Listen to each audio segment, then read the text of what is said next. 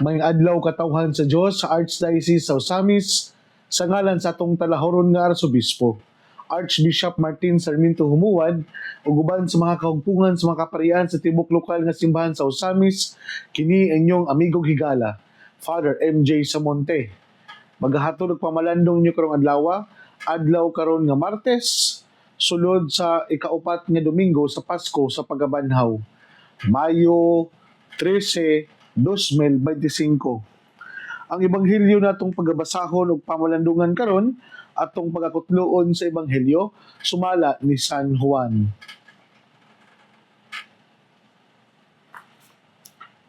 Og miabot ang panahon sa pagsaulog sa pangilin sa paghalad didto sa Jerusalem, tigtugnaw kadto og naglakaw-lakaw si Jesus sa portiko ni Solomon didto sa templo. Mialirong ang mga Hudiyo kaniya og miingon, kanusa mo man gayud kami sultihi sa klaro. Tugani kami sa walay lipod-lipod kung ikaw ba gayud ang Mesiyas. Si Jesus mitubag, gisultihan ko na kamo, apan wala kamo mutuo kanako. Ang mga buhat nga akong gihimo sa ngalan sa akong amahan, mauman ang akong mga saksi. Apan dili kamo mutuo tungod kay dili man kamo akong mga karnero. Ang akong mga karnero namati sa akong tingog, nakaila ako kanila og sila nagsunod kanako. Naghatag ako kanila sa kinabuhing dayon og dili na gayud sila mga matay og walay makaagaw kanila gikan kanako. Ang akong amahan nga maoy naghatag nila ngari kanako labaw sa tanan og walay makaagaw kanila gikan sa amahan. Ang akong amahan ako o usara. Mga igsoon ng ebanghelyo sa Ginoo. Daygon ikaw Kristo. Mga igsoon gyud ni Kristo, kahapon natong gihimo ang pagbuhat sa ato ang karapatan mao ang pagbuto. Kita ang mga katawhan atong gipakita na kita ang may dakong katungod na gipakita nato nga kita ang mupili kung kinsa ang mahimong worthy nga na lidere sa ato ang panggobyerno nga nagtuo kita nga kini mao ang gipili sa ato ang tanlag kay ang tanlag or matud pa sa moralidad ang conscience is the little voice of God nga maoy gihunghong kanato sa ato ang Ginoong Dios na mo'y atong pilion nga para kay nagsayod kita sa pagpili nato nila nga sila makatabang kanato nga mahimong ma-improve ang ato ang katilingban o mas makapangalagad sila sa tinarong sa diniyos o kasing-kasing gayud nga pamaagi. Hinaot pa unta sa tanan na mga nakadaog, congratulations og sa tanan pod nga wala napildi ay ana man gyud na kung na makadaog naman po yung mapildi ato lang pong hulaton ang insaktong panahon para sa atuwa. Sakit man, pero unsaon ta man nga dawaton nato ang maong resulta na kay pinagi sa pagdawat nato sa maong resulta mao kini ang nakahatag og kanang clean, honest and peaceful election. Dili na unta nga manghulga pa, dili na unta manghasi pa, kundi ang atong buhaton is dawaton nato sa kasing-kasing ang maong resulta mo we learn to move on and we learn to continue kung unsa man ang atong pamaagi kung gusto gyud ta mga lagad sa katawhan naay daghang pamaagi kung kita gyud sincere and ang atong desire sa pagtabang sa uban daghang kay pamaagi kung saan nato pagpangalagad sa katawhan. So usa lang na sa pamaagi ang pagbutang nato sa usa ka posisyon diha sa panggobyerno. Pero kung gusto kita mga lagad sa katawhan, daghan king pamaagi mga igsoon. Ako ang pagtimbaya usab sa ato ang mga kaparian na gi-install sa ato ang mahal na arsobispo.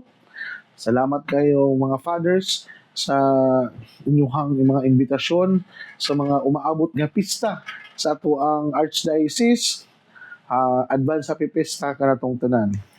So mga igsoon ni Kristo, kung nakamatikod mo sa dagan sa tuang Ebanghelyo sukod atong Domingo, Good Shepherd Sunday and Mother's Day, hantod karon, it talks about the Good Shepherd sa maayong magbalantay na ang mga karnero nga musunod lamang o mutuo lamang sa tingog sa ilahang magbalantay, sa ilahang tinuod nga magbalantay.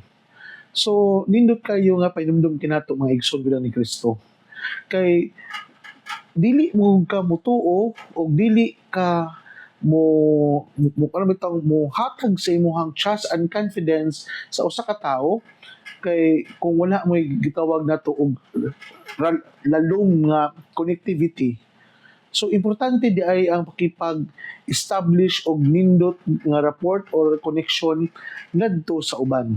Kay ngano man isip magbalantay, isip pari, isip shepherd, it is a good reminder kanako nga dili pwedeng magsige na lang ko og wali, magsige na lang ko og istorya, pero walay siguro nga kani akong mga gipagstoryahan ng mga karnero na minaw bagyod nako. Sa tupad ay importante nga before I speak, I make it sure nga gi-establish nako ang nindot nga relasyon ngadto sa katawhan ug ngadto sa ako ang mga gipangbantayan. Mao day nga na ako'y kasinatian kaniadto bago lang ko ning graduate sa seminaryo. Kana bitawng napan nako ang dala-dala pa nako ang pagka-idealistic bitaw. Mao na nga sa dihang gitugyanan ko sa maong trabaho nga ako daw in charge sa usa ka organization, by all means ako pong gibuhat. Daghan kay kog mga idealist dala-dala ng mga idea gikan sa seminaryo, ako din gi-apply ngadto sa parokya. Not knowing kaning mga idealismo na ako ang gidala-dala na akong gustong pang i-apply, nagtuo ko nga effective ug makatabang. Nakalimot ko na ang mas labi di ay maayo di ayunta nga before ko mo inculcate og learnings, knowledge and information, mo establish pwede ko dapat og nindot nga relasyon og kutay or kanang connection ngadto sa tao o ngadto sa group of people na nabilong sa maong organization. Ano ako man gi-share sa inyo mga igsoon bilang ni Kristo?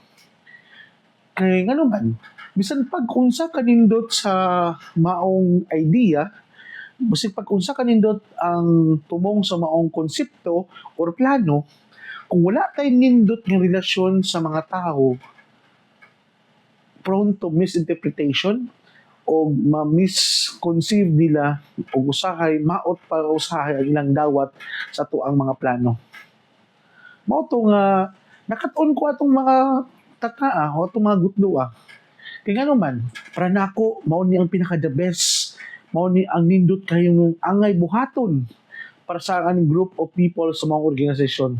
Nakalimot ko nga wala pa man day ko nindot nga relasyon nila.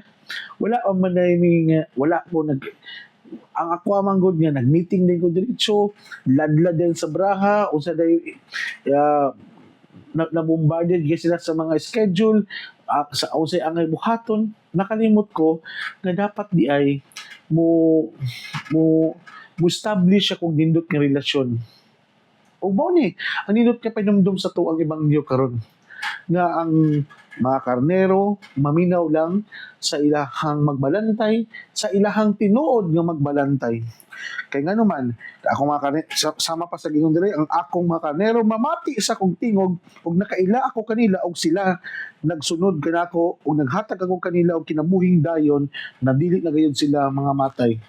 Sa tupad ay mga igsuon na ang mga karnero mutuo gayud sa instruction or unsay ipabuhat sa ilahang magbalantay, even though is it dili man sayon, high risk man or puno man sa sakripisyo, kay sila naamay nindot nga relasyon na sa matag usa. So mao na no nga establish na nato ang nindot nga na relasyon bag-o ta nga mo implement dayon og mga kabaguhan para sa ingon mahimong effective o paminawon ta sa ato ang mga membro, labi na sa ato ang mga constituent o sa ato ang katawhan na ato ang gialagaran. Una, nindot na punto diya. Ikaduha mga igsuon. Ah, kana bitong ah, nindot kayo nga pahinumdum nato na dili gyud ta nga mutuo dayon no kung ang tao dili bitaw nato kuan kanang higala or wala tay nindot nga relasyon. Yes, konektado na siya sa unang punto, pero ang punto na kung mga igsoon is kana bitawng lisod kayo nimo ihatag ang imong pagsalig sa usa ka matawag nato nga tawo o ganing tawhana ah, stranger para nimo. Mao bitaw na nga usa sa akong mga dili malimtan kaniadto nga bisan basta naami dadto sa playground, kauban ako akong mga kababata kaniadto, naami dadto sa duluanan namo, basta musinggit na gina akong mama bisan pa og wala akong kakita. Kaila jud ko nga kaning tinguga sa akong mama gid ni. Kanang kabalo ka nga kaning tawaga nanawag ra nga ordinaryo o kaning tawaga nasuko na. Kaya nga naman, automatic naman nga na-registered sa ako ang memory nga kaning inaning tinguga nasuko nanawag nga naay kanang dinalian ana bitaw. So nindot gyud ang mga igsoon no nga kanang bitawng sa tingog pa lang kailan nata kung unsa ang ato ang unsa ang disposisyon sa ato ang higala. Mao din na nga kanang bitawng mga mag-amigo, mga mag-amiga o magbarkada. Dili na usahay gani mga daghang istorya. Makuha ka lang sa tingin. Ana ba? Nabitang usa ka lantawan lang makasabot na dayon ka kung unsa ang but pasabot niya o unsa imong gi-request.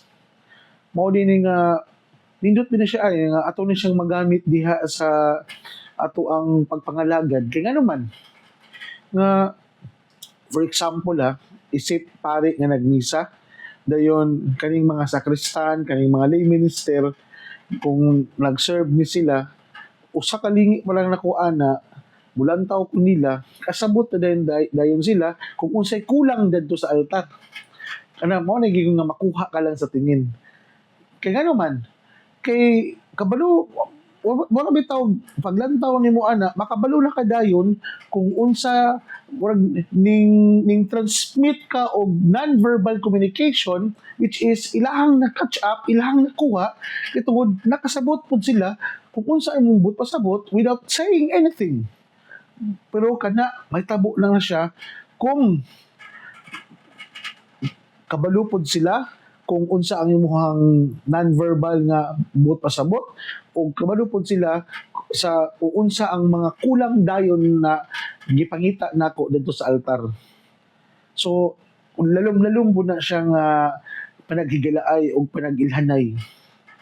Tanawag ko ng mga magbana o asawa na dili na kailangan pa nga i-word by word ang negative feelings sa asawa o sa bana makuha ka lang sa tingin. Makasabot na ka nga he or she is not okay, diha pa lang sa lantaw. Sabot na og mustorya.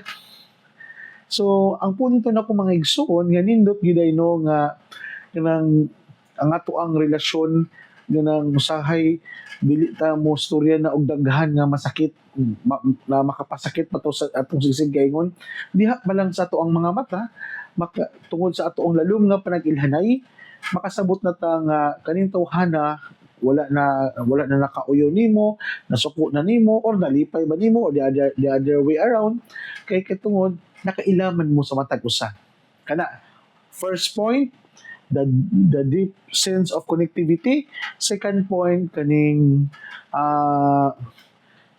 pag-ilhanay nga mo'y nakapalalom sa pagsalig o kanang paghatag nimo sa imong trust and confidence mo'y hinungdan nga dili pa lang nimo ang iistorya ang imong tuyo kasabot na ka kung unsa iyang tuyo diha nimo.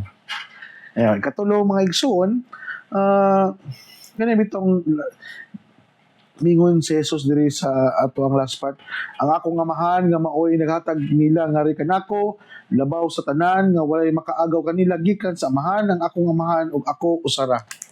Ah, but pasabot nga makaila kita sa amahan, sa Dios nga amahan, pinaagi sa Dios anak na si Jesucristo.